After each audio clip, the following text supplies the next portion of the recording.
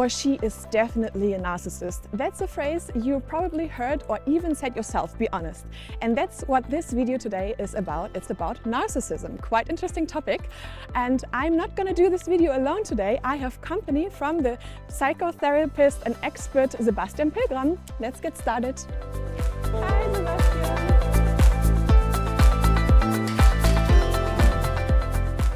Sebastian, it's so nice to have you here. You came all the way from Hanover, right? Yes, from Hanover. Welcome to Berlin. I'm very happy that you came. So before we dive into the subject or the big topic of narcissism, which is pretty exciting to talk about to me today, what are you doing exactly at the IU? And you're a psychotherapist next to the IU, right? Yes, that's right. Yeah, at the IU, I'm just a professor for psychology. Yeah. And my main topic is the general psychology. And besides the IU, I'm working as a psychotherapist in my office with normal outpatients that have psychological problems. So this is actually the perfect combination between the technical side at the, as a prof at the IU and the actual work as a psychotherapist. That's nice. Yeah, that's what I thought. That's why I wanted to start at the IU. Yeah, before we're diving very into the subject of narcissism, I think it's quite chilly outside, so I would suggest let's just go inside and continue talking there, right? Perfect. Okay, perfect. Thank you. It's quite comfy here, right? It's better than the rainy outside in Berlin. So, yeah, thank you again for being here. As I said in the intro, nowadays you hear again and again, like this is toxic or this is narcissistic behavior, etc., etc. In my opinion, this term is becoming almost inflationary used these days. And therefore, I'm quite happy that you as an expert are next to me right now and just can give us a proper definition of this term. Narcissism has one central idea, and that's the idea of the own greatness. And this greatness has to be protected by all means. There must be nobody who's better than me, who has more than me, who can show more than I have. So you said the own greatness. Maybe you can give us 5 typical characteristic features of a narcissistic personality disorder, just to get a better picture of this disorder. I think the best thing is like a little bit childish behaviors, childish narcissism behavior, like I have the best car, I have the best suit, I make the most money, I have the best grades and stuff like this. That we all think, yeah, like little boys and girls in school, they say the same thing. I have the best shirt, I have the best bike or the best grades. Yeah. Just a little bit older. Yeah, a little bit older. I had always the idea that the body and the mind or the body and the psyche don't do anything without a proper reason behind it or a purpose maybe even. So why does one develop such a personality disorder like a narcissistic personality disorder? What's the reason behind it? We have different therapy schools, and all the schools, they have different models how narcissism develops. It starts in the childhood, when really small, and you have bad experiences like mobbing in school or parents who just say, well, if you don't bring an A, you're worth nothing. Yeah, in this situation, the kids have 2 ways to react. One is they get sad and have a high anxiety. These kids, they develop more like a depression. The other side is they start fighting. They say, this will never ever happen to me again. I will always be the very best. If they overreact, they get into narcissism. Yeah, totally makes sense. So it's just, you would just want to be safe with your behavior, right? Yeah, it's like I need something to protect me from this situation, and I don't want this to happen ever again. And as we know, thanks to you, like the typical, if you can say typical narcissist, are at least on the surface, superficially seen, very self-confident. They like what they see. They like to be seen. They like to be heard. They're very loud from the character side. What's the difference between a healthy self-confidence, which is really positive and a good thing, and I wish this on all of you guys, and a narcissistic behavior? I think it's a continuum. Like from the one side, we have like this very low self-consciousness, self-love, and on the other side, we have the narcissism. And the clinical part starts somewhere in between. First, I think we already are in clinical situations when you have this very low self-confidence. We're more in like anxiety, depression area. Then we are in the middle where the normal healthy population is, and then we have to start somewhere with the narcissism. And I'd say, well, the moment where you hurt somebody or you make a profit of hurting someone else just to protect the self-consciousness, that's where the narcissism starts. And it starts in the latest when you break like social agreements or even laws. Yeah, okay. But is there any specific techniques or methods that can help people build a healthy self-esteem or better like self-love to prevent, on the other hand, narcissistic tendencies? So like the narcissism prevention. Yeah, that would be so good. I would love to have something like that. Well, I don't know of any specific prevention just for narcissism, but I'd say if you just reflect yourself from time to time, like every other 6 weeks or something, with yourself or with a good friend, just were there any main events in the last 6 weeks? Why did I react like this? Did I do this of a good cause, or maybe just did I hurt somebody just to protect this? I want to be the best, or did we have a fight and it was just a fight and it's okay? So if you do reflect yourself there and listen to your friend, for example, and don't say, well, he said he had critics, so he's an asshole.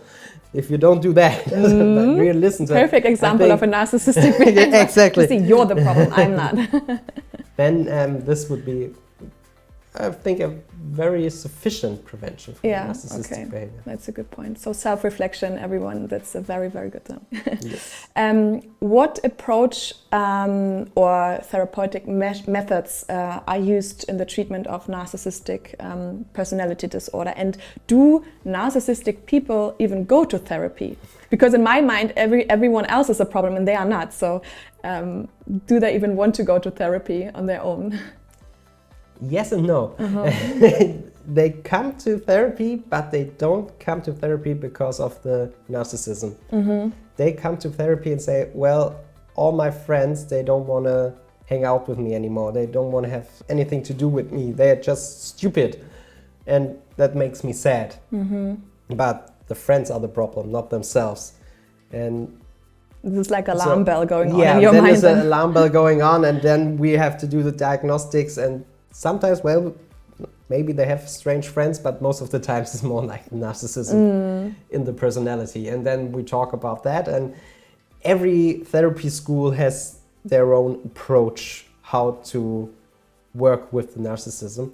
And I like very much the schema therapy. They make this like a little person. They give them a name and maybe even a chair in the dialogue.